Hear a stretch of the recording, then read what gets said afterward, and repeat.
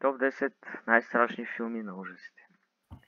Хитовият филм на Роб Савич, Хост, беше един от най-успешните екранни филми на ужасите. Разположен и заснет по време на блокиране, той показва разговор в Zoom, при който група приятели решават да имат сеанс.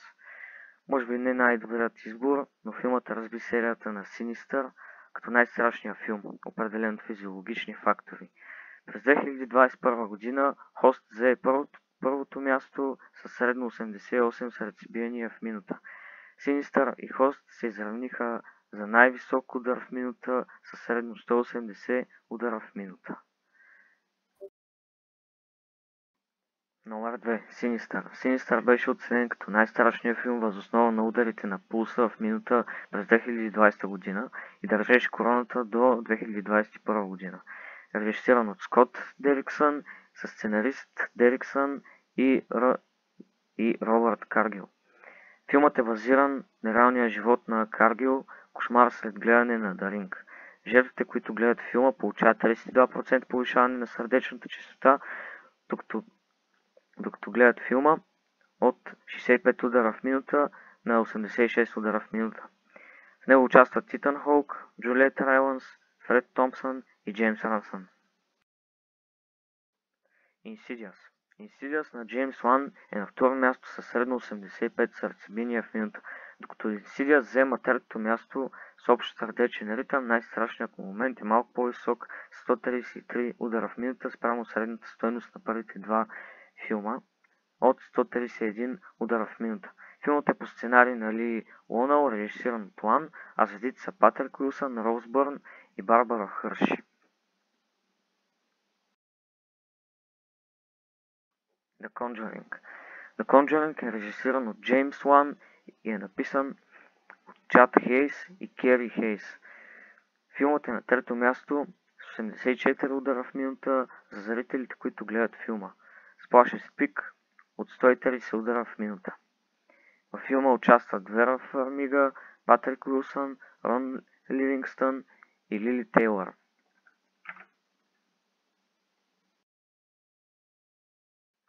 Hereditary.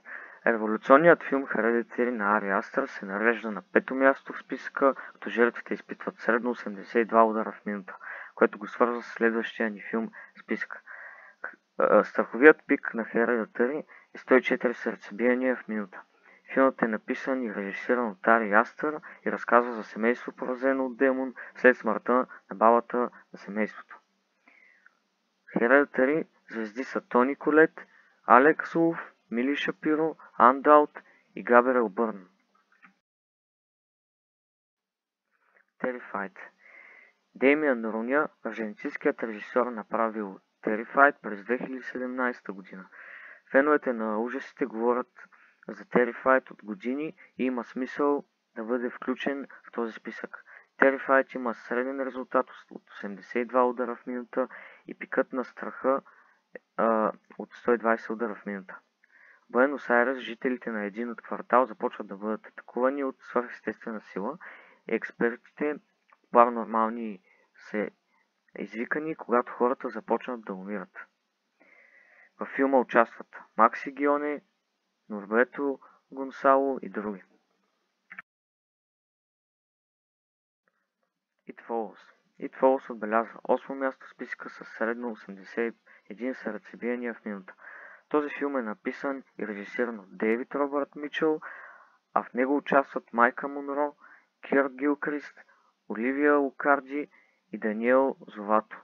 Историята разказва за млада жена Джей, която е измамена от новия си приятел, който настоява, че е прехвърлил проклятие върху нея. Тя и нейните приятели се опитват да намерят начин да избягат от чудовището, което не спира да преследва Джей и може да приеме всякаква форма. Тихо място част 2. Тихо място част 2 е друг нов запис в списъка, отбелязващ среден резултат от 80 сърцебиения в минута. Това продължение продължава историята от първия филм и дава представа как се е случил апокалипсисът. Оцелелите от първия филм Евелин, дъщерята на Реган и синът Маркъс трябва да се възползват от шанса да бъдат открити от убийствените създания, защото домът им е разрушен.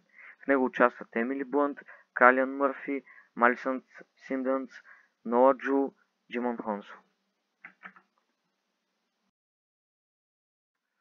Paranormal Activity. Със средно 80 удара в минута, Paranormal Activity е свързана с Тихо място, част 2.